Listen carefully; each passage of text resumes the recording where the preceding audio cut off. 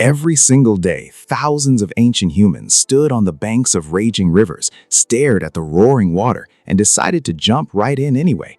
What makes zero sense is that the vast majority of them had never learned how to swim, yet they managed to cross massive waterways that would swallow a modern Olympic athlete whole. The secret wasn't brute force or swimming technique, but a series of surprisingly simple tricks that turned deadly currents into personal highways.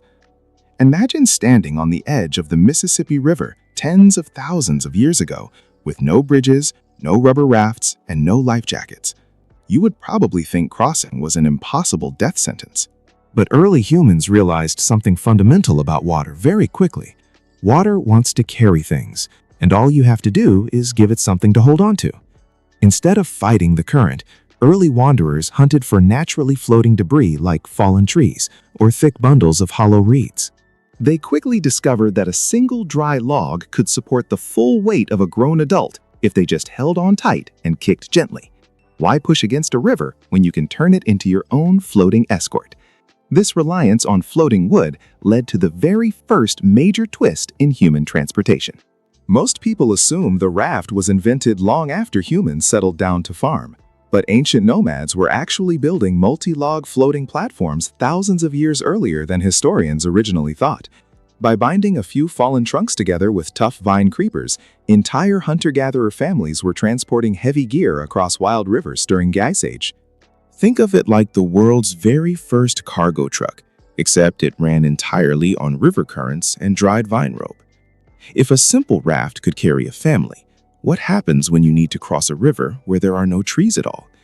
In vast grassy plains and arid deserts, ancient humans couldn't rely on heavy wooden logs because there simply weren't any around. They had to look at the animals around them for a completely different kind of inspiration.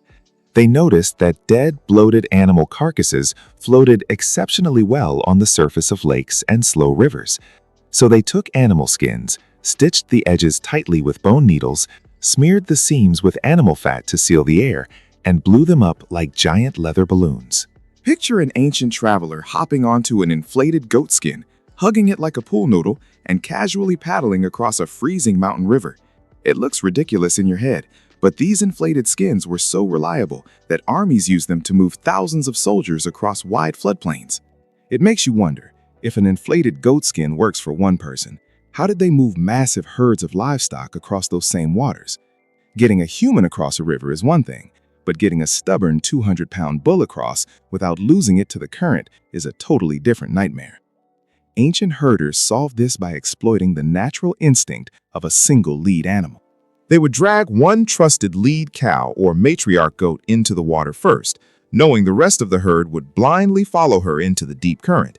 It was like setting off a domino effect of swimming livestock, where the collective panic of the herd actually kept them tightly packed and safe from getting swept away individually. Standing on the bank, watching a wall of cattle churn a river into white foam must have been terrifying, but it worked with mathematical precision. Yet, even with clever animals and floating skins, what happened when the river was moving way too fast for anything to float straight? This brings us to the second massive twist that changed river travel forever. We always imagine ancient humans crossing rivers at the narrowest point because it looks like the shortest distance to swim, but that was actually the deadly trap that killed thousands of early travelers. The narrowest part of a river is where the water is squeezed into a tight space, making the current exponentially faster, deeper, and more violent. Smart ancient scouts learned to intentionally avoid the narrow shortcuts and instead looked for the widest, ugliest stretches of the river. A wide river spreads the water out, making it shallow, slow, and vastly easier to wade through on foot. Imagine choosing to walk a mile across a calm, knee-deep lake instead of taking a 10-foot leap over a roaring liquid blender. It seems counterintuitive to pick the longer path, but that extra distance was often the only reason they survived the journey. So if widening waters meant safety, how did they handle rivers that were shallow but filled with slippery, jagged rocks? Wading through a fast, shallow river on slick river stones is an easy way to snap an ankle and get swept away instantly. Ancient travelers quickly realized that walking alone through rushing water was a recipe for disaster. They developed a technique where 3 or 4 people would stand in a tight triangle, interlocking their arms tightly around each other's shoulders. This multi-person tripod structure meant that even if one person slipped on a wet stone, the other 2 could easily hold them up against the rushing water. It was like building a human bridge that could slowly walk its way across the riverbed together. Working together kept them stable, but what did they do when the water was too deep to touch the bottom at all? They had to figure out how to guide themselves across without getting carried miles downstream from their destination. They began using long, sturdy wooden poles to probe the riverbed ahead of them with every single step. The pole acted like a third leg, giving them leverage against the push of the water, while testing for sudden drop-offs or hidden mud pits. If the pole sank completely into soft silt, they knew to instantly pivot and find another path before sinking into a natural trap. It was the ancient equivalent of using night vision goggles, except they were feeling their way through dark, murky waters with a stick. Using poles worked great near the shore, but what happened when they reached the absolute center of a deep, fast-flowing channel? They needed a way to anchor themselves to the opposite bank before anyone even set foot in the water. This led directly to the third mind-bending twist in early engineering history. Long before anyone built metal bridges or wooden piers, ancient humans were creating invisible, submerged highways using heavy stones and woven hemp ropes. A strong swimmer or a thrower would get a thin line across the river first, anchoring it tightly to a heavy boulder or a deep tree root on the far side. Then they would pull a much thicker hand-woven rope across, pulling it as taut as possible just beneath or above the water's surface. Travelers could then slide across the river by holding onto the rope, using the cable as a fixed guide that the strongest current couldn't break. It transformed a terrifying, chaotic swim into a controlled, mechanical zipline across the abyss. You might think building a rope guide across a river takes days of planning, but these ancient travelers could pull it off in under an hour, using whatever vegetation was growing nearby. They harvested wild grass, milkweed stems, or tree bark, twisting the fibers together into ropes that could support hundreds of pounds without snapping. This simple rope trick turned impossible roaring chasms into routine daily crossings for entire tribes. By the way, if you are enjoying these surprising lookbacks into how early humans mastered their wild world, subscribing to the channel is a great way to make sure you never miss out on secrets like this. With fixed rope lines established, human migration exploded across previously impassable mountain ranges and dense rainforests. It opened up entire continents for exploration, but it also created a massive new problem for traveling groups. How are they supposed to keep their dry supplies, fire-starting tools, and delicate clothing dry while crossing a river using an underwater rope line? If your leather bags got soaked, your food would rot, your spare clothes would freeze, and your carefully preserved fire embers would be snuffed out instantly. They solved this by inventing the world's very first waterproof dry bags out of raw animal bladders and stomach linings. These organs are naturally elastic and completely watertight, making them the ultimate container for protecting valuable items from rushing river water. They would stuff their dry tinder, dried meat, and tools inside an inverted stomach, tie the neck with tight sinew, and smear it with pine resin.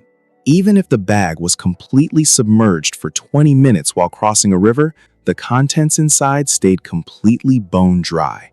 Imagine opening a greasy, floating animal stomach on the far bank of a river and pulling out dry, usable matches made of friction wood. Having dry gear was a game changer, but what happened when the river was simply too wide to throw a rope across in the first place? When dealing with massive, sea-like river deltas that stretched for miles, even the longest hand-woven rope was completely useless. This forced early humans to invent a brilliant strategy based on simple water physics and visual tracking. They learned to read the surface of the river like a detailed roadmap written in ripples and foam.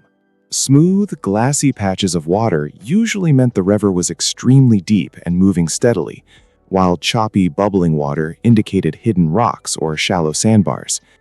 By hopping from one invisible underwater sandbar to another, they could wade through giant, miles-wide river deltas without ever having to swim a single stroke. They were basically walking on hidden underwater staircases that only they knew how to read from the surface patterns. Reading the water saved them from drowning in deep spots, but it couldn't protect them from the unseen predators waiting beneath the surface. In many parts of the world, crossing a river wasn't just a battle against the current, it was stepping directly into a hunting ground for massive crocodiles and predatory fish. Ancient tribes couldn't just jump into the water without checking for eyes floating near the surface first. They developed clever decoy techniques to distract underwater hunters before attempting a herd or human crossing. They would throw heavy stones, splash loudly with sticks, or toss animal offal into the water a few hundred yards downstream from their intended crossing site. The commotion and scent would draw the hungry predators away, clearing a temporary safe zone for the group to hurry across untouched. It was a high-stakes game of aquatic chess, where a single mistake meant becoming something else's dinner. Distracting predators bought them time, but what did they do when the weather turned freezing and the rivers started filling with razor-sharp ice chunks? Crossing a frozen or slushy river in the dead of winter is one of the most dangerous things a human being can attempt.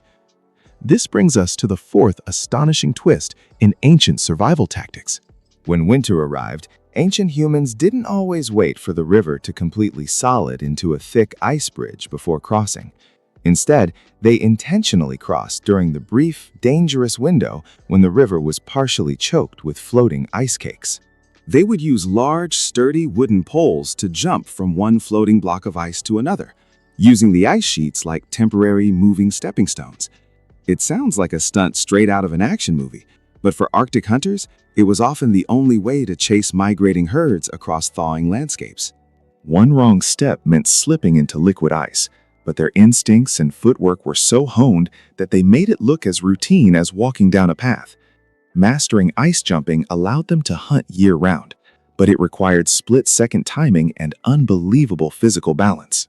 If they missed a jump, hypothermia would set in within minutes, freezing their muscles before they could even scramble back onto the bank. To combat this, they wore specialized fur garments treated with seal oil or animal fat that repelled freezing water instantly before it could soak into their skin. It was like wearing an ancient neoprene wetsuit, keeping their core body temperature warm enough to survive a brief accidental dip in sub-zero waters. Equipped with waterproof furs and ice-jumping skills, winter rivers were no longer impassable brick walls. Yet, as impressive as these physical feats were, what happened when an entire tribe with elderly members and newborn babies needed to cross a raging torrent? They couldn't expect a grandmother or a tiny infant to jump across floating ice blocks or hold on to a submerged rope. This forced ancient societies to step up their game and build the world's very first permanent transit infrastructure. They began constructing primitive suspension bridges using nothing more than woven vines, bamboo, and heavy rocks for ballast. By weaving thick cables from local vines and stringing them between high canyon walls, they created footbridges that hung hundreds of feet above deadly rapids. Walking across a swinging, creaking vine bridge high above a roaring gorge must have been absolutely nerve-wracking, but it was infinitely safer than stepping into the white water below. These vine bridges were so strong that some of them could hold dozens of people at once, completely transforming how tribes traded and communicated.